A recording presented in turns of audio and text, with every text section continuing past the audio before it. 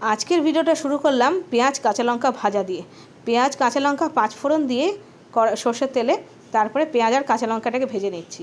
আজকে আমি ডাল ফোড়ন দিচ্ছি। তো প্রথমেই ডাল ফোড়ন দিয়ে আজকে রান্নাটা শুরু করেছি, কারণ এই ডাল দিয়ে রুটি দিয়ে আমার হাজব্যান্ড খেয়ে বেরিয়ে যাবে, তো সেই জন্য ডালটা আগে ফোড়ন দিয়ে নিলাম। একবারে দুপুরের ডালও কিন্তু এটাই। তো আজকে করেছি পেঁপে দিয়ে মুসুরির ডাল।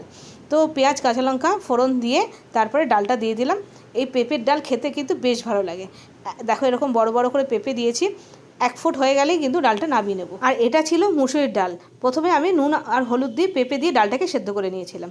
আর এবার আমি সাইডে বানাচ্ছি, দেখো আমার আর ছেলের জন্য সকালের জলখাবারে ডালিয়া। প্রেশার কুকারে 1-1.5 চামচ মতন সর্ষের তেল দিয়ে গোটা জিরে ফোড়ন দিয়েছি। তারপরে মুগ ডালটাকে একটু ভেজে নিলাম, হালকা হাতে অল্প একটু ভেজে নিয়েছি।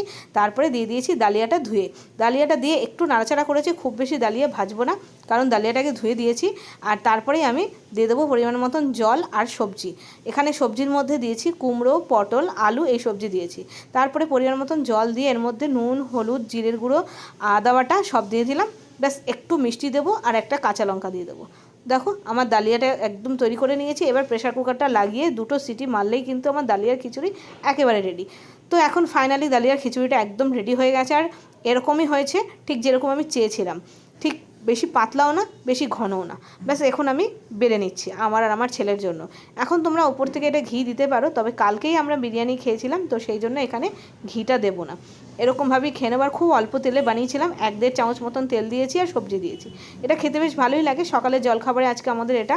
তোমরা কিন্তু এটা রাত্রে ডিনারেও করতে পারো, খুব তাড়াতাড়ি হয়ে যায়, খেতেও কিন্তু খুব সুস্বাদু। সকালের জলখাবারের পরে আজকে তোমাদের সাথে শেয়ার করছি দুপুরে কি রান্না করেছিলাম। তো দুপুরবেলা দেখো পাঁচফোড়ন আর কাঁচা লঙ্কা আর একটা পাকা লঙ্কাও দিয়েছি, দিয়ে ফোড়নে দিলাম। দিয়ে ভালো করে যখন ফোড়নটা চড়বড় করছিল তখন দিয়ে দিয়েছি কুমড়ো আর আলু। আজকে বেগুন ছিল না বাড়িতে, সেই জন্য বেগুন দিতে পারিনি। কুমড়ো আলু দিয়ে আজকে যে তরকারিটা করেছি খেতে কিন্তু ভীষণ ভালো হয়েছিল। কুমড়ো আলু আর তার সাথে ছিল পুঁই শাক। এই পুঁই শাকের তরকারিটা না খেতে বেশ ভালো লাগে নিরামিষের দিনে, বিশেষ করে নিরামিষের দিনে এটা বেশি ভালো লাগে। তবে এই পুঁই শাকের তরকারিটার মধ্যে কিন্তু একটু চিংড়ি মাছ যদি দিয়ে দাও না, খুব ভালো হয়। তবে আজকে আমাদের নিরামিষের খেতে ইচ্ছে করছিল, সেই জন্য নিরামিষভাবেই করেছি। তো সকালে দেখলেই পেঁপের ডাল করে নিয়েছিলাম, একবারে বড় করে। সে পেঁপের ডালটা আছে আর এই পুঁই শাকের তরকারি। ব্যাস দেখো সুন্দরভাবে পুঁই শাকের তরকারিটা রান্না হয়ে গেছে। এখন আমি নামিয়ে নেব। তো কেমন লাগলো জানিও। আর এবার আমি দেখাচ্ছি সাইডে তৈরি হয়ে গেছে গরম গরম 1 সসপ্যান ভাত।